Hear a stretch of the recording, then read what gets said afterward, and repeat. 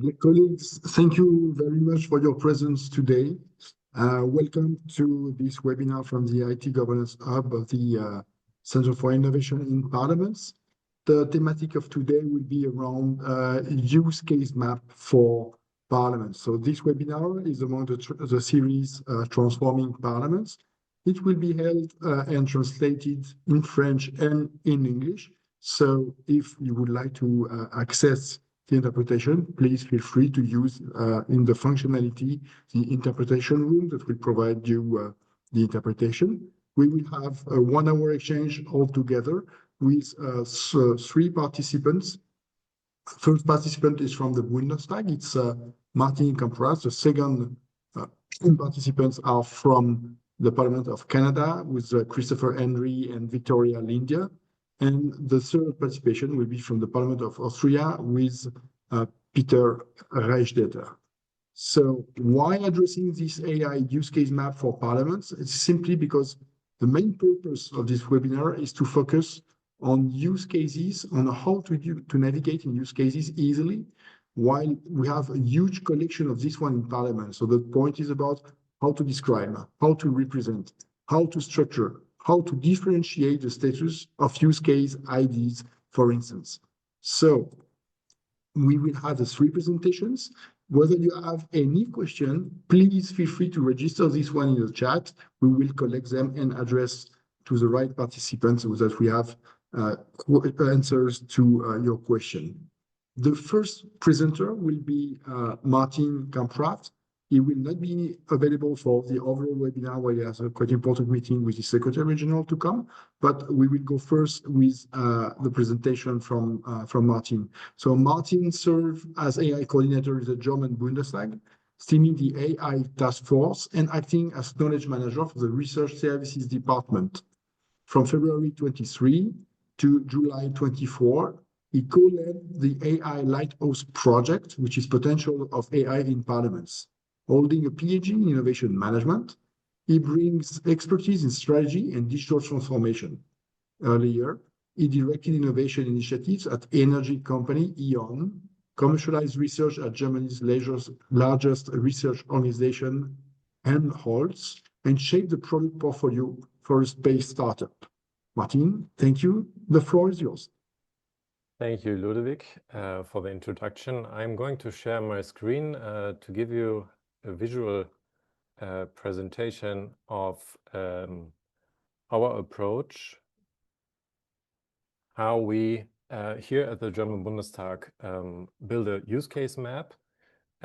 Just to give you a small background on this, so Ludovic already said, so we started a Lighthouse project in 2023 about to understand how AI technologies affect the parliament, the German Bundestag. And one of the working packages was to develop certain tools for understanding and for communicate AI potential. So here you see the second tool that we were creating an AI use case map. That was the idea of our former Secretary General. The idea was that we need a kind of communication device for all the employees, for all the people and working in the inner and maybe also on the outer core of a parliament. And with this tool, we identified up to 180 use cases. That sounds very much, but let me explain you how we approach this and what is the rationale behind that. Because maybe you know this, if you speak with someone else about AI technologies and how to implement it in your parliament, you sometimes feel like you are talking different languages. It depends on the background you have. It depends on the information you have about AI technologies, about possible applications.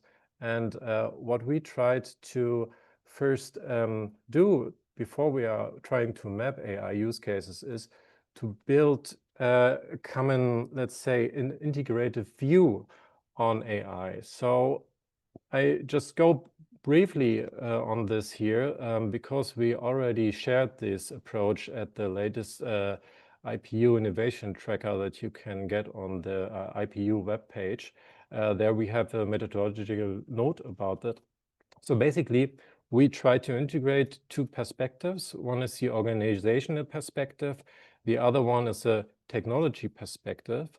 And the organizational perspective should maybe give some insights where to implement AI technologies. And the technology perspective should explain a bit more what is the technologies, because there are several building on them. And these technologies enable certain capabilities. And from this, we start to think about AI use cases. So as I mentioned, it's just a pass go through. If you want to maybe go into detail, we have the Q&A at the end and also the web page. So the color coding here is the same, but basically this is the overall model. And what is important for us is the middle, so the use cases or the use case map.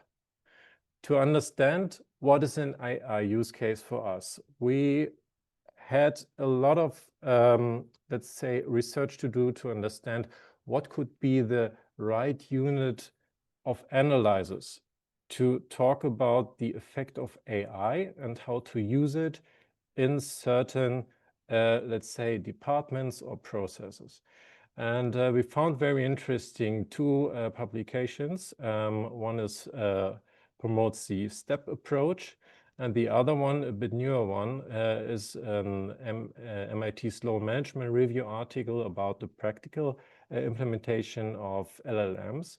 And these two sources give the idea that AI affects mainly the task level, so that you break up processes into smaller activities or tasks, and then you can understand how an AI technology might affect these tasks. And this is the basic idea, that we're looking at activities or tasks in the parliament.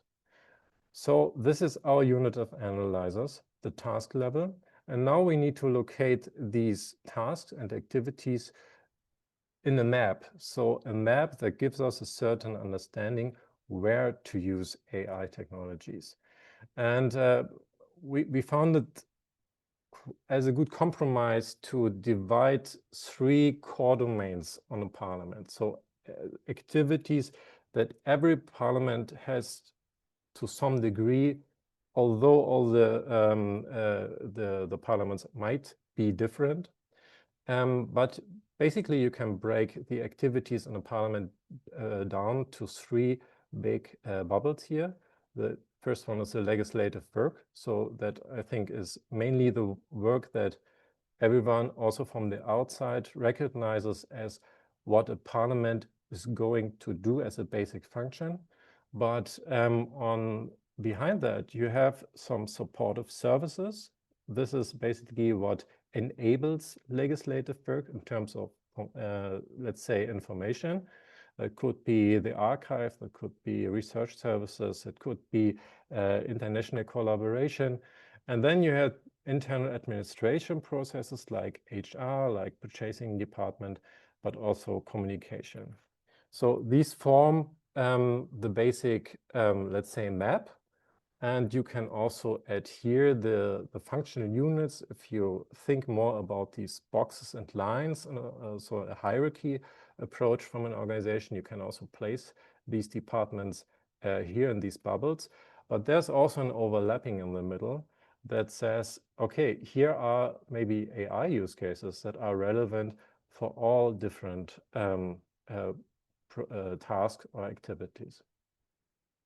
So we end up in this model, and maybe it looks a bit complicated, but in the end, the middle part is the most important for the AI use case. And I'm going to show you now how we structure these, the model. So this is a screenshot from our digital whiteboard that explains how in the middle where to place AI tasks or enable tasks and where to place it in the different departments. And I'm going to show you later on a live view into the digital whiteboard. But let me first explain you two examples that you get an understanding how we structure this. So I give you an example about a general AI use case, and I give you an example about which one which is more in the maintaining infrastructure and building section. You can basically split all these different activities a bit more down. So if you turn it into a big table, then we have the domain, we have the field of activity. In this case, we have general text work. That is the example of the general AI application field. And the second example is the building and real estate management. I choose these two examples because one is more maybe related to the chatbot LLM AI technologies. The second one is maybe a bit more open to AI technologies like image recognition, like 3D modeling based on cloud, and also surveillance systems. So if you then break down certain activities like text generation, text editing, text processing, you can a bit more easy understand how these activities might be enhanced or automated or improved by the use of AI. So, for example, spelling, grammar check, paraphrasing, automatic retraction of documents, search engine optimized writing, etc.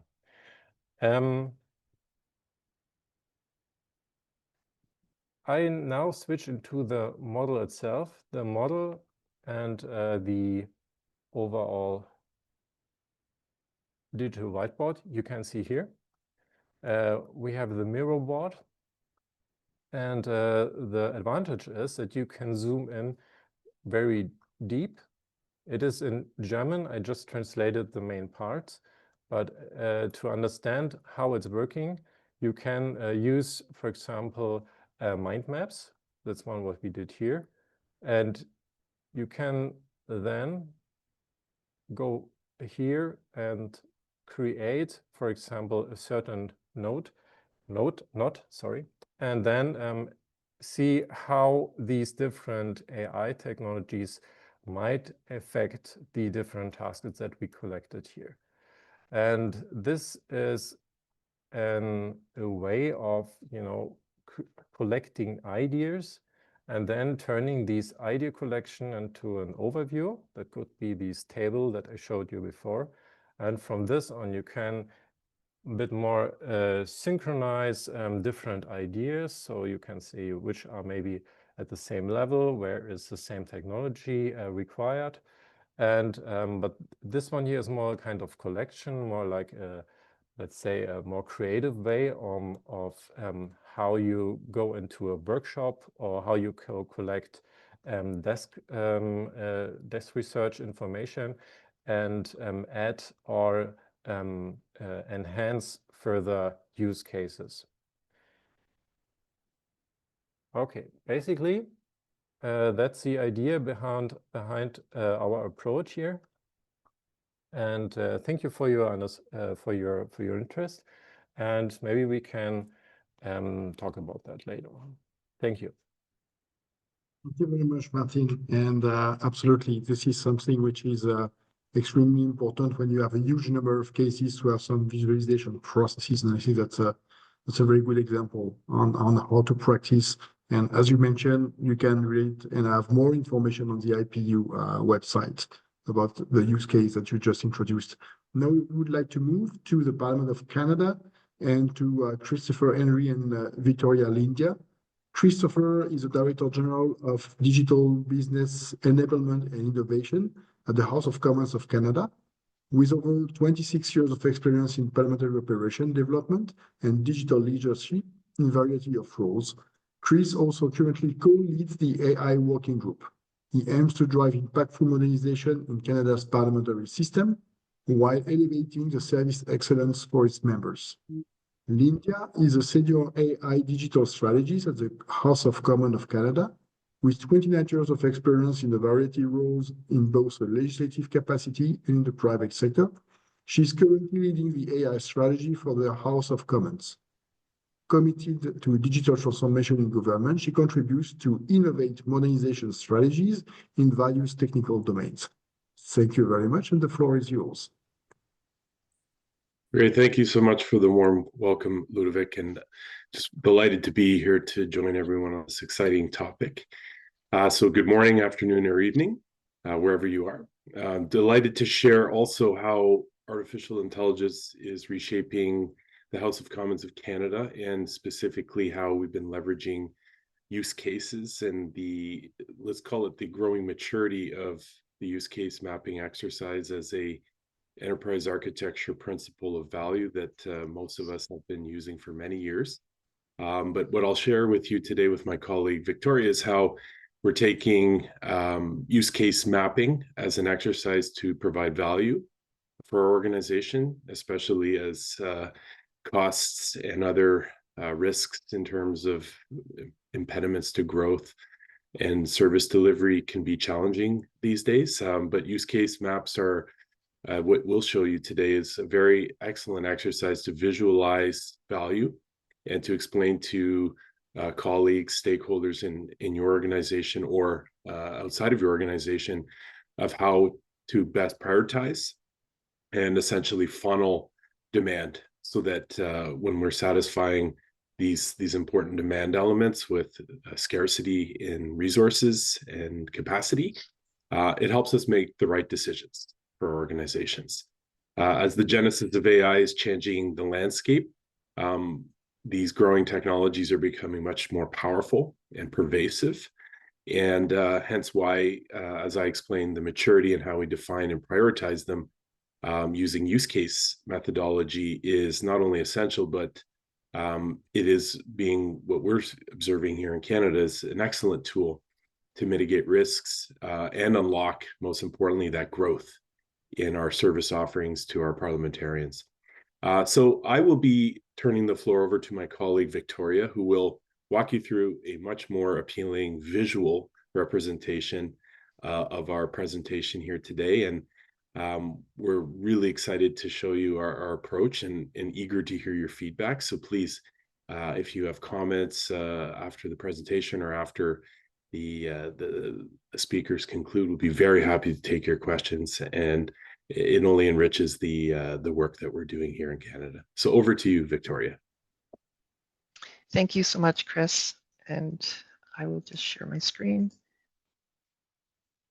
So I want to start off by saying good morning, good afternoon to everyone. I'm so happy to be here. As Chris said, we're going to be talking about how the House of Commons of Canada leverages use cases and reuse of use cases, more importantly, for the benefit of the organization, the institution, and the clients at large. So I want to take you through a bit of a journey of where we are right now. In spring of 2025, we developed a draft AI strategy that we wanted to bring to the organization and really put it as a mandate going forward. Throughout the summer, we engaged in many consultations across the service areas and organization, received a lot of good feedback, a lot of good perspectives and viewpoints on where AI could help the organization, and even some fears and anxieties around implementing AI in the organization, either from an institutional perspective, but also from an employee or client perspective. We were able to combine all of these, this feedback into inputs into the strategy, but what also came out of it were a series of use cases. Many times when we were consulting with service areas, they said, we have a business problem. Will AI solve it for me?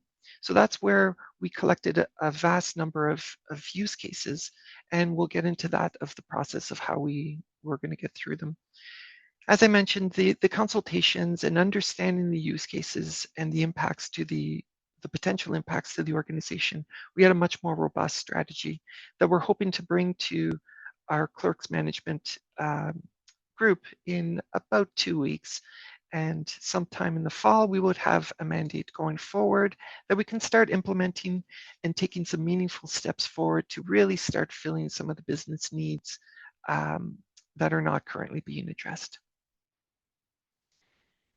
The use cases, we want to take you through sort of the methodology of how we're using them to eventually bring them into the mandate, but also how we're using them today to make some decisions. So why are we doing this? So we want to centralize the AI use case. We want to make it easy for users to have a look to say, I have a business need. How could I fill it? Is there something for me that that already exists? So being able to provide the information to the organization and to the users is very valuable and very powerful.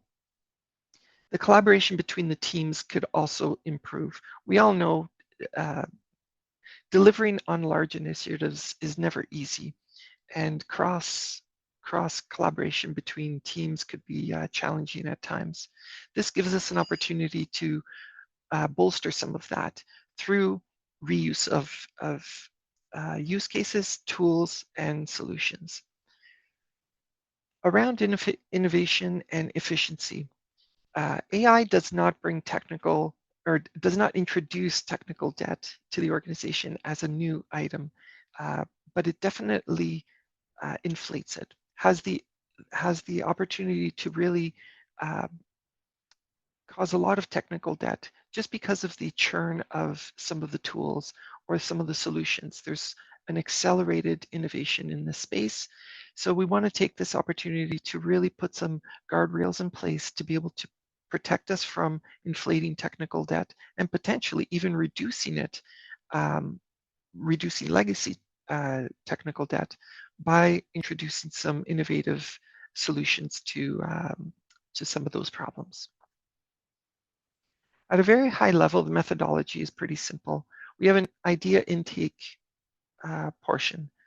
Then we have a sorting, deduplication. It's more of a processing step where we're looking at use cases and really trying to understand what is the business need.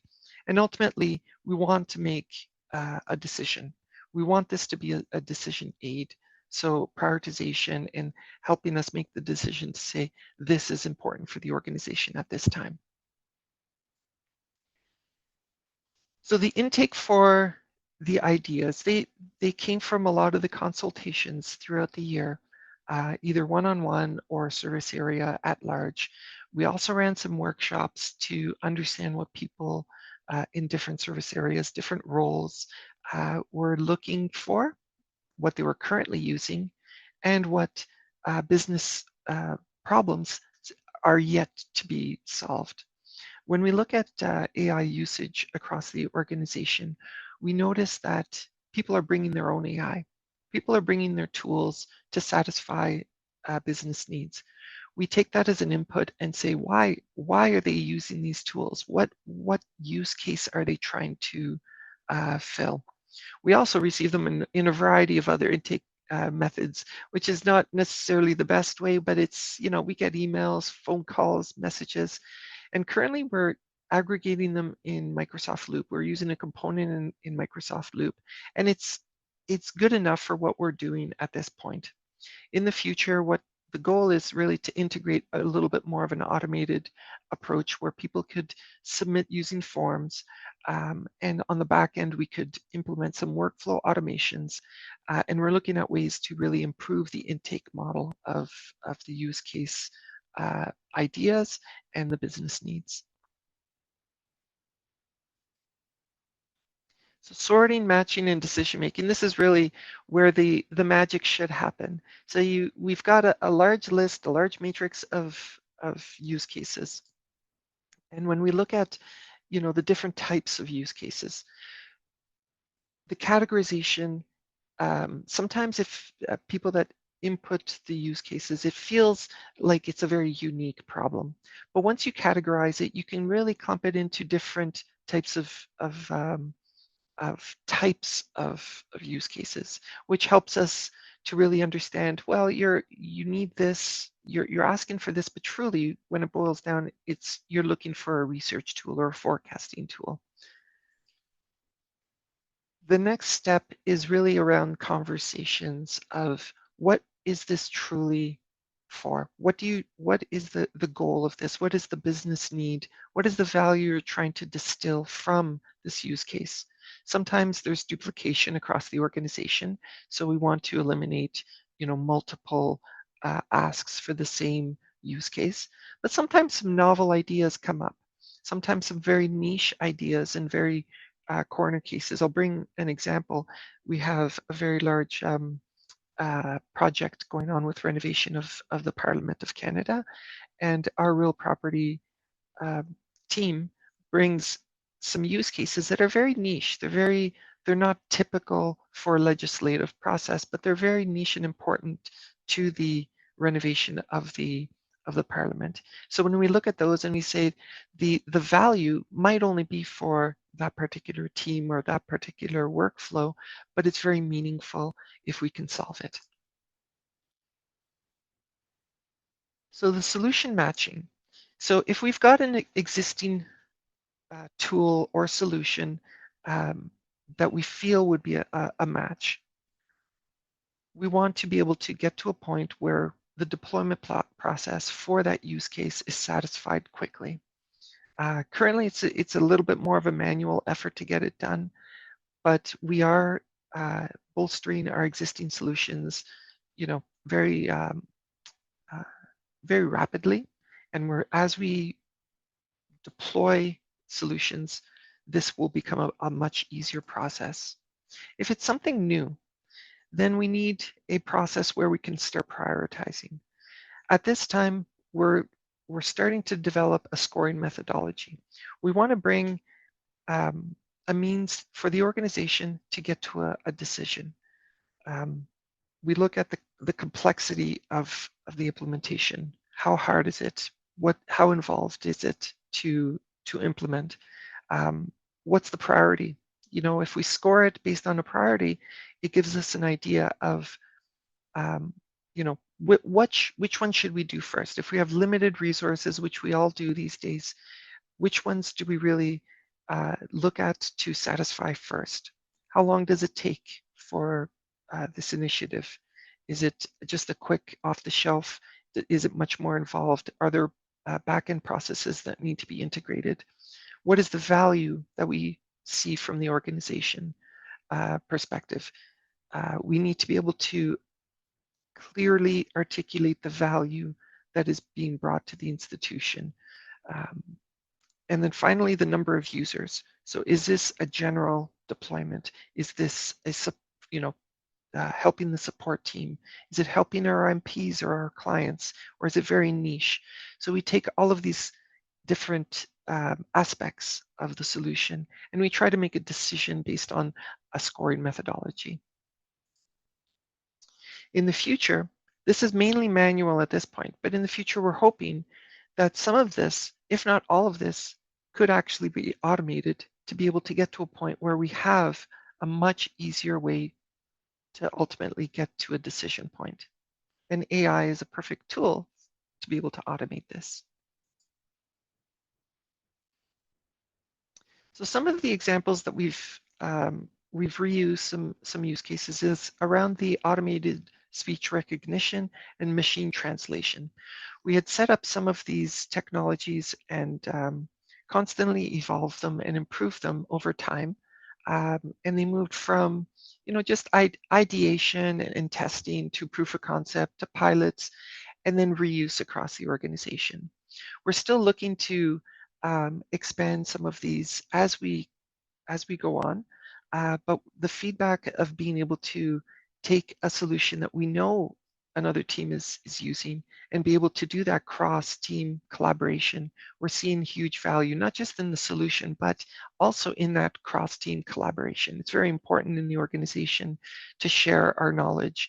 And we're looking at this as an opportunity to really bring that to the next level and say, AI is not just the technology, but it's impacting humans, it's impacting our workflows, it's impacting different aspects of our organization, and everyone has a keen interest in it. All teams, not just the technical teams, but even the support teams, the procedural teams, they have keen interest and they're using it regularly. So there's this commonality that we can leverage for this opportunity. So the benefits are really just maximizing our AI value. You know, faster deployment, it reduces our development costs, but also being able to standardize on certain tools is very important. As I mentioned about technical debt, this is something that we all need to deal with, and this is a step moment where we could actually start carving that out and start making some headway into reducing it. And finally, again, fostering collaboration and innovation across the organization and really driving innovation to be able to elevate the service excellence that we want to offer to our clients and to the organization at large. So I will thank you at this time and look forward to if you have any questions. Thank you very much, Tris. Thank you very much, Lindla, for the presentation that you've made. We'll bridge them all together just before the wrap up, and now we'll leave the floor for the last presentation from Peter Reichstädter. Peter joined the Austrian Parliament in 2015, coming from the Federal Chancellery, e-government innovation tasks and a working group from the Austrian Inter-Parliamentary framework. He was guiding within the window of opportunity of renovation and modernization the new ICT service levels achieved with his team and external experts. Peter's background is computer science and business administration. He is a lecturer at various universities as well as speaker at different conferences related to digital transformation, digitalization, AI, and ICT strategies. Peter, the floor is yours. Thank you, Ludovic. Thank you for the introduction and welcome to another webinar. And following up to the presentation, which was already given by the two colleagues from the German Bundestag and from Canada, we are going into the same direction. Maybe we are going a little bit different speed or different pathways, but the direction itself, and let me summarize shortly what is the important thing in these two presentations, what we just had. And I'm just going to summarize my points without using slides. What are those key areas for using AI in the Austrian Parliament, but also what is the value for the digital transformation itself in the Austrian Parliament. What we heard, I mean, and I'm sometimes adding to this use case and provide values. And the question which we sometimes discuss internally here, and maybe we also do this afterwards, is this use case versus the business case debate. So it really must be some task which helps your process and helps your people to get better and at least the organization. And we are used for a couple of years, I think, and everybody else too, to watch technology radars and also to watch those radars where new solutions of AI are coming to the market or where they can add a benefit to our organization. But on the other hand side, and this brings me also then to the digital transformation in the AI in the Austrian Parliament, is the question of the AI knowledge and the competence building, which we have here. So in general, the culture, the people, the processes, the technologies, and we were discussing in a similar way like Canada and Germany was describing it to us, what kind of use cases can we take, where can we add the most benefit. And we also were going into this direction in the first step to get to this speech recognition. I think either it was the community because we were doing some common projects in the German-spoken area, together with Germany, with Switzerland, and also in Austria. We're using similar technologies, but also in the internal discussion, this use case map, which brings our processes to a whiteboard and try to say where can we have a big benefit, the big provided value in the implementation of AI. This deep dive and this learning and learning experience also moved us to the next level. And here I think this is also the most important thing with these initiatives, sharing and learning, because from let's call it IT requirement engineering perspective, or bringing systems with new technology together in the user experience of people, has some challenges in the change of the culture, in the change of the people.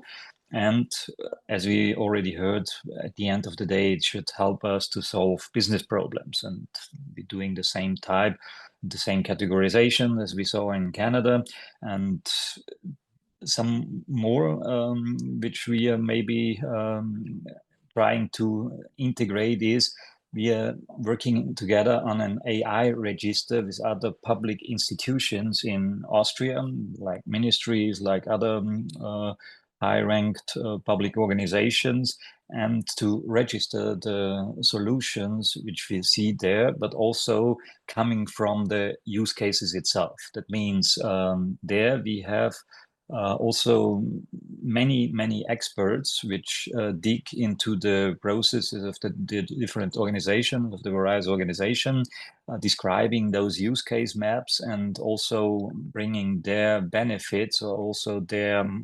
experiences in a scale, like from 1 to 5, to say here it's worth to engage, here it's worth to get out the provided value, here it's worth to also take the people with the knowledge and with the competence building to the next level. So starting with speech to text, with a WISPA implementation in the Austrian Parliament, was the first steps which we were going to, but on the way for a portal for all users, which brings various services. And I think Victoria mentioned it before, it's important that users recognize that there are similar solutions which maybe can help their problem solving needs, and how we can combine those teams together, and also the collaborations.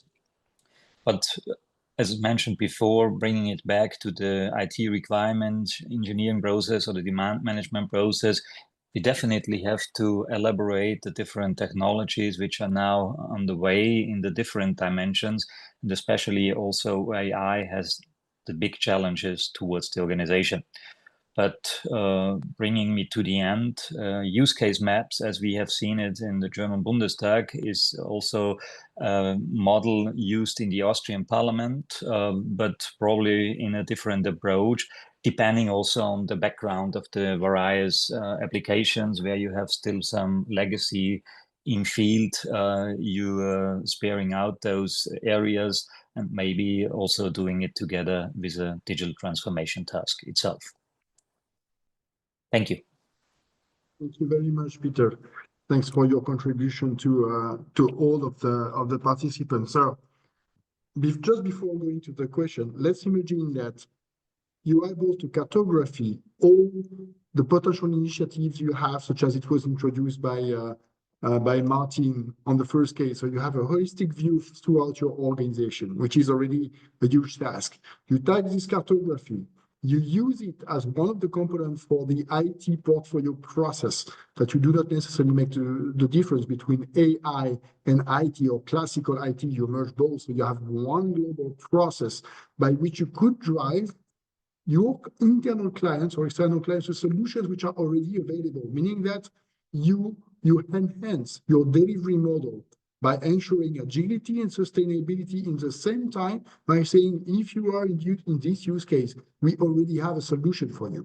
We go faster, we can identify the solution, and we bring you through an automated process to potentially the solution you have. And then you end by having a portal such as introduced by Peter, where it's a self-service for a solution that would already fit with your requirements. So you have a global chain, you have the global map, from the overall use cases you may classify within your organization and potentially the capabilities, put them into a process to bring the people to what is important for you and how they can access by themselves solution already available. So you have a very nice workflow that really enhance your digital delivery model.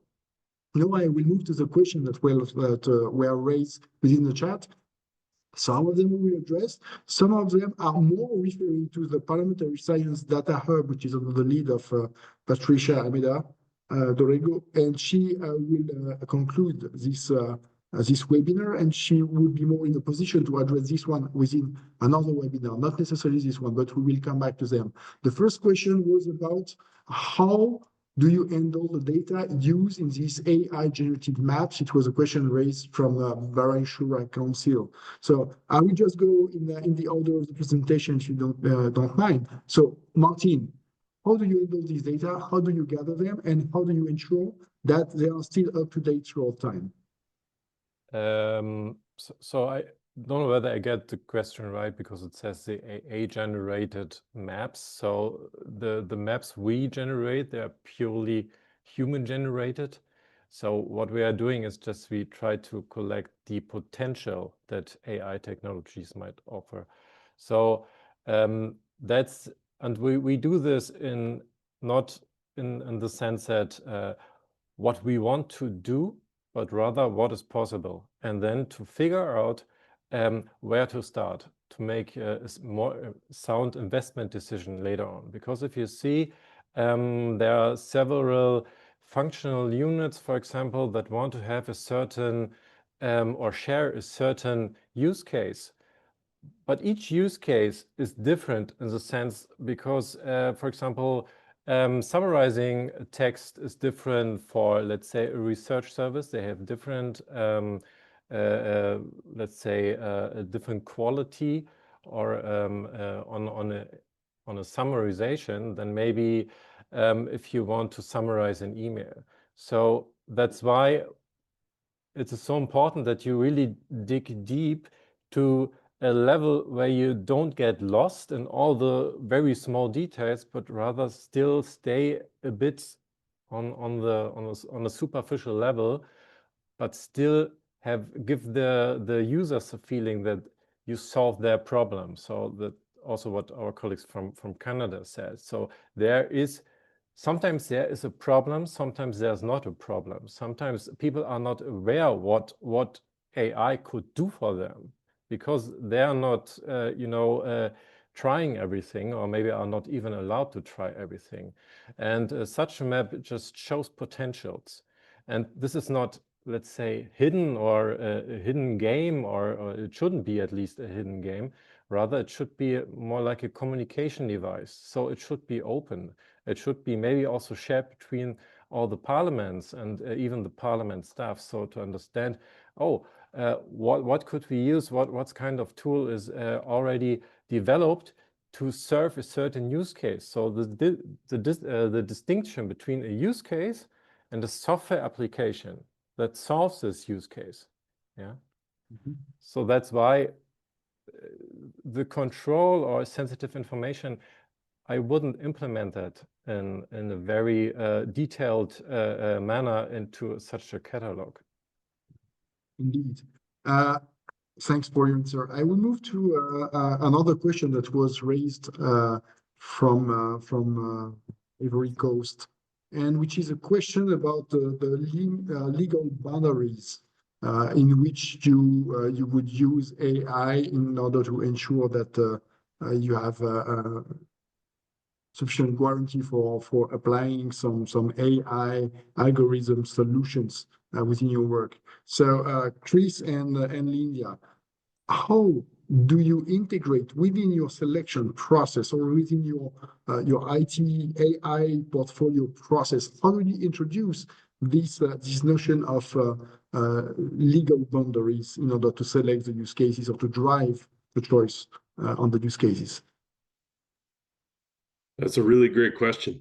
I'll be honest, presently in Canada, from a legal framework perspective or even regulatory, We do not have legislation right now in Canada that is binding clearly the use or implementation or creation of AI solutions. And that is not just limited to a legislative or governmental perspective. This is foundational from every sector in Canada. So this is something we're hotly anticipating and keeping an eye on closely from a think of it in terms of bills and bills before Parliament and what will eventually become perhaps legal frameworks for us to govern AI solutions. So today, the short answer is there is not a binding legal barrier to developing and producing generative AI or AI in general solutions. With that, though, we have policies and internal controls, as kind of Martin was inferring, from a solution perspective, and moreover from a data perspective. I'll mention one that is, I think, very relevant to the artificial intelligence discussion, which is the posture and quality of any organization's data holdings. And that also touches upon the classification of information, which I think is at the heart of the previous question. I think it's less, as Martin inferred, less to do with how the use case technology itself is used to be created to generate AI solutions. It is a catalog of sorts and is meant to be, in my mind as well, more of a public or a shared tool of value so that the organizations at large can understand the benefits and already areas where use has been mentioned and reuse can be promoted, because that's the whole point of it. So we're not duplicating solutions here and improving existing solutions. That's a great point, as well as features and enhancements to existing use cases that are of high value. But just to round out the long-winded answer of legal perspectives, and perhaps other colleagues, especially in the European Union, I know the legal frameworks are a little more robust and more advanced there than here in North America. So in short, it's still a wait and see approach. In Canada, we've been very cautious as a result. We haven't, let's say, gone too far too fast with our solutions, because we're mindful that even in the private sector, we're not seeing a massive, let's just say, proliferation yet. And certainly in the public sector, and moreover the legislative sector, we're definitely taking a more cautious approach. Hence, the internal proof of concepts and validation is more of the speed that we're at right now. Yeah, indeed, you're right. The way it is driven mainly in the European Union is through 3 dimensions within this context of, I would say, compliance and regulation more than legal binding. And the first one is about information security. The second one is about the rules related to personal data. And the third one is about the AI Act, which is more the general framework, the general regulation that will frame the domain. But really the 2 dimensions which are really focusing on which context we could use AI algorithm is really information security on one side, and the second one is about data protection. And this is these 2 ones apply to data, then will drive you to which kind of solution you may have. Of course, it differs from country to country on how this domain has been regulated or not, or how far. But that's one of the way to introduce through compliance, driving a little bit these workflows. Thanks for your answer, Chris. Peter, I will drive you the second question that was raised by Ivory Coast, which is about the existence of data.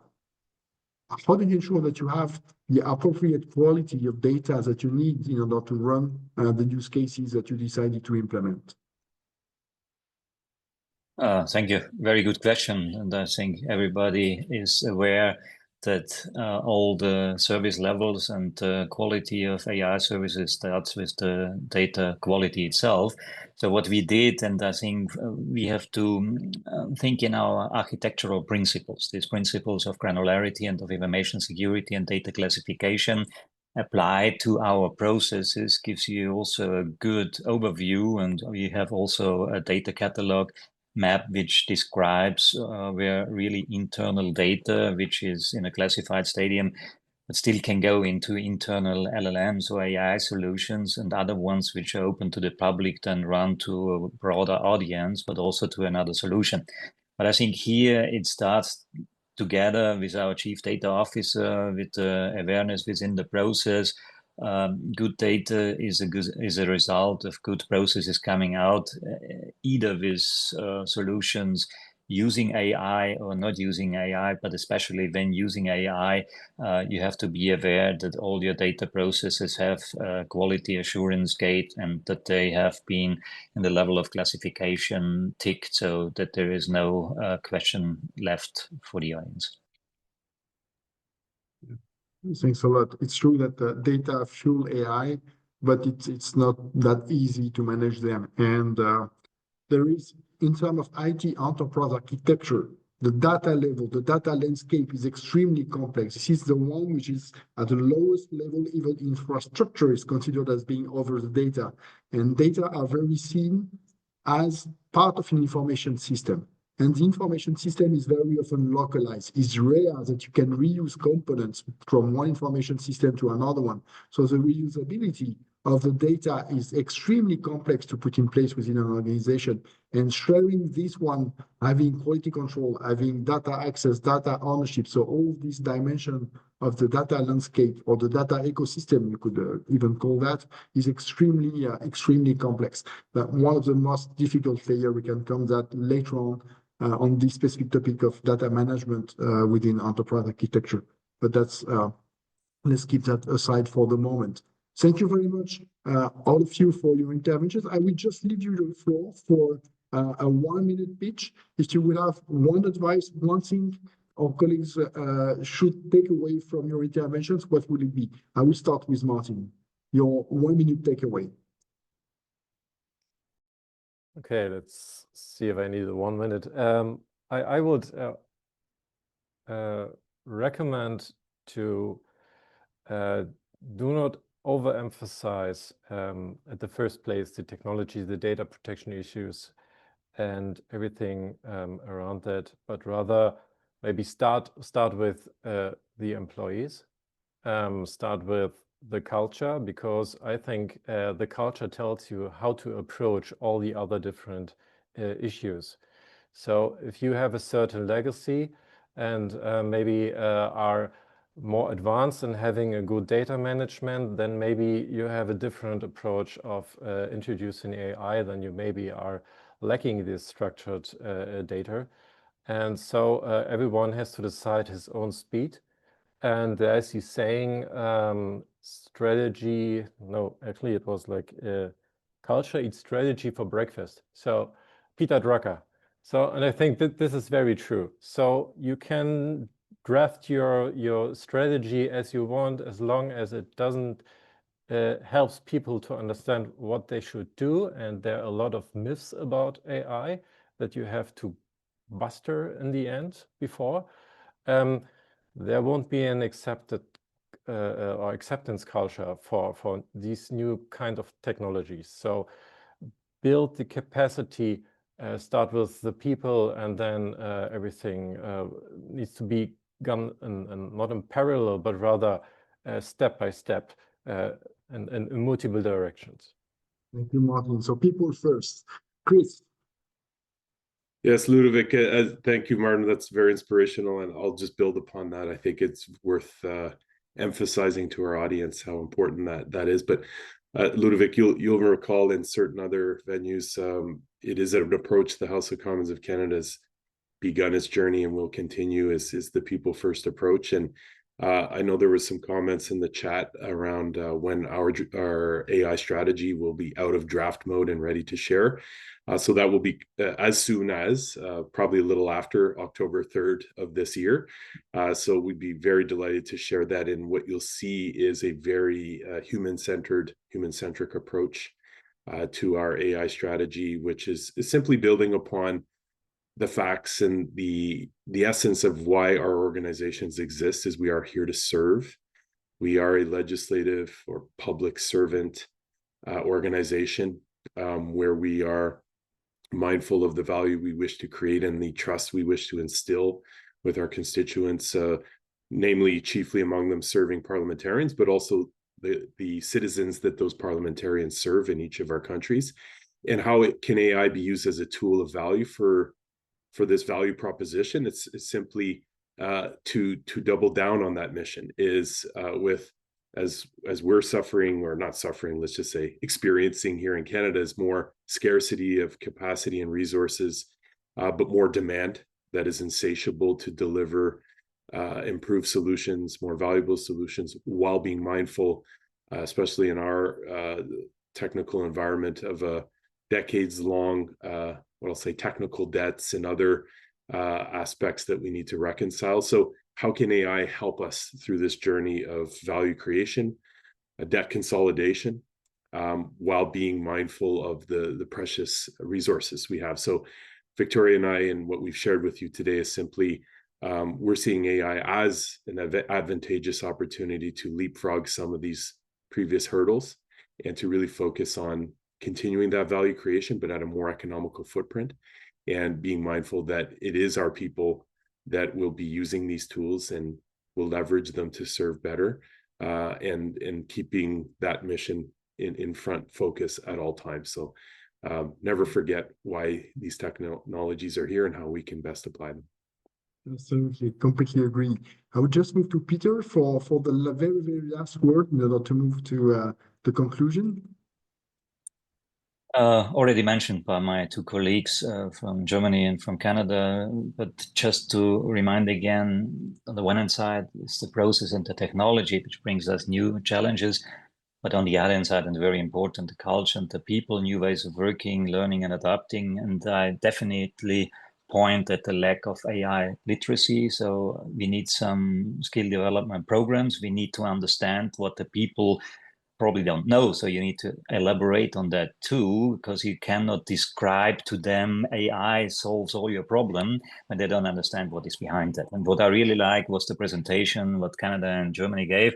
And I think we should find a way, and that's my famous words, which I always use, sharing and learning, because out of sharing and learning, we know how to develop better systems and a better world, because this sharing and learning, at the end of the day, it's about understanding. And if I really understand it, I can integrate it into my process and I can follow into that way. And don't concentrate, as we heard before, data protection technology, but what has the user out of it? What is best for the user? So what is best for the people and for the culture? Thank you. Thank you very much, Peter. I will leave the floor now to the IPU for a 1-minute message, and then the conclusion to Patricia for the next webinar from the Parliamentary Data Science Hub. Thank you very much. I leave the floor to the IPU.